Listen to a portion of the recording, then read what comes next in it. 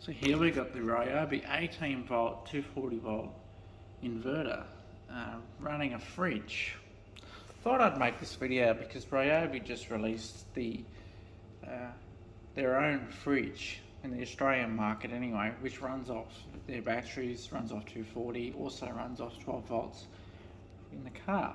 But that fridge is quite small because half your compartment is taken up by batteries, basically.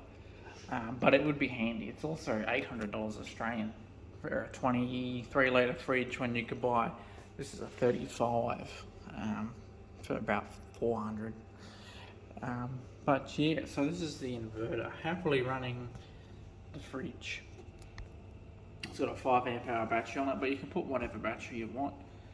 I've had the 5 amp hour on for a couple of hours just while you're on a picnic or whatever, and it'll run the fridge happily.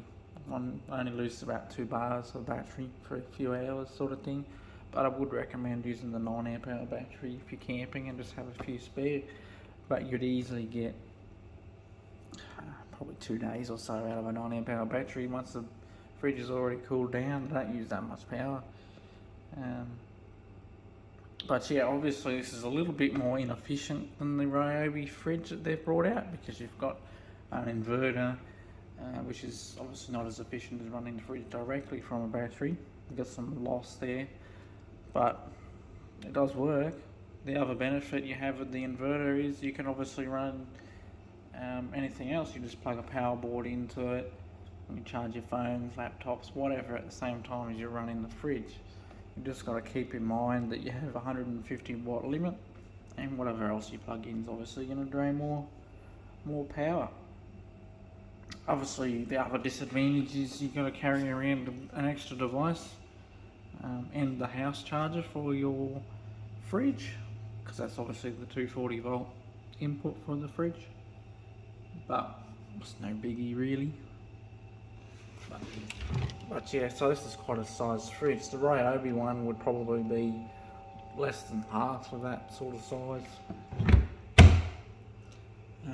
But it's got wheels and stuff on it. There's advantages to the Ryobi fridge, but I mean, you just run the power inverter. You also got a light, you got 2 USB ports in the back.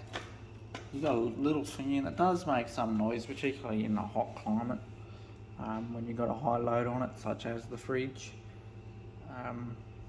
But I can't fault it, to be honest.